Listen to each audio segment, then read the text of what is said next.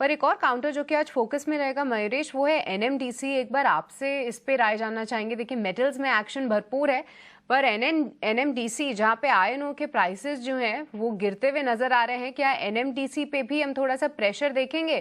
क्योंकि हाल फिलहाल हम पिछले कई महीनों से देखें तो जो प्राइसेस बढ़ रहे थे उसके चलते काउंटर फोकस में भी था, एक अच्छी तेजी भी हमने आती हुई देखी। पर क्या वो जो दौर था अब वो खत्म समझें, और इन स्तरों पे आपको वैल्यूएशंस कैसे दिखते हैं? मॉर्निंग सृष्टि। तो आई थिंक वैल्यूएशंस अगर आप प्रीवियस 5 साल के साथ कंपैरिजन करें तो that bit on the higher side है। और जैसे इन्होंने रणनीति अपनाई थी, क्योंकि इनकी जो आर्बिट्राज है जो इनके फेवर में रहती है, और इन टर्म्स ऑफ हाइकिंग प्राइसेस, क्योंकि डिस्काउंट पे रहता है कंपेयर टू ग्लोबल प्राइसेस, और इसलिए एक हेडरूम रहती है।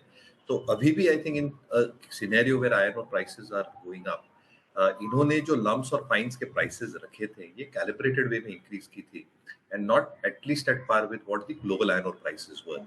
तो कहीं ना कहीं वो एक आर्बिट्राज अपॉर्चुनिटी जो हमेशा एनएमडीसी मिस करता था इन अ फॉलिंग सिनेरियो, शायद उनके फेवर में शायद प्राइस कट्स देखने मिले if it persist, and therefore it can have a significant impact if they stay at the similar level in the next few quarters.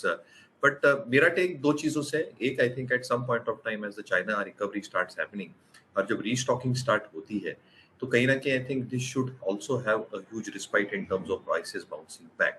और दूसरा आप देखें जो इसका एक एसओटीपी वैल्यूएशन है, इसकी जो एक स्टील कंपनी की वैल्यूएशन है जहां पे ये देख रहे हैं to divest it at some point of time, I think that will definitely add to value along with the 4% dividend yield that the stock has. तो stock definitely चला है, पुल बैक से स्टॉक पे आ सकते हैं, बट जो निवेशकों के पास है और अगर एक मध्यम अवधि का नजरिया है तो ये स्टॉक में बने रह सकते हैं।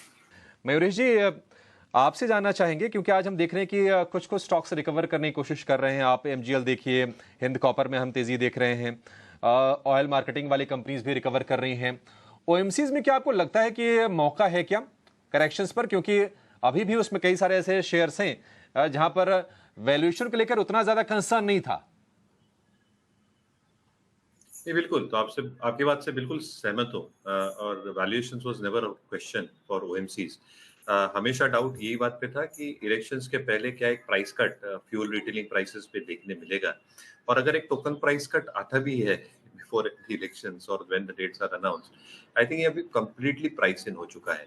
बट अभी दो पहलू हो रहे हैं जो इंटरेस्टिंग होंगे अर्निंग्स के हिसाब से। एक जो सिंगापुर जीआरएम मार्जिन्स है, यहाँ पे एक सिग्निफिकेंट क्रैकडाउन देखने मिला है। तो कहीं ना कहीं आई थिंक जो एक फ्यूचरिस्टिक अर्निंग्स व्यू होगा, जब तक रिकवरी रियल अर्निंग्स पे नहीं आती ग्लोबल लेवल पे, शायद सिंगापुर जीआरएम सबड्यूड रहेंगे, विच मींस रिफाइनिंग मार्जिन्स पे एक दबाव आ सकता है। और दूसरा I think corollary to how crude prices move, जो पेटकेम प्राइसेस रहती है यानी जो डाउनस्ट्रीम प्रोडक्ट्स रहती हैं काफी कंपनीज के लिए, उसमें थोड़ी आई थिंक एक गिरावट देखने मिल सकती है on a quarter on quarter basis.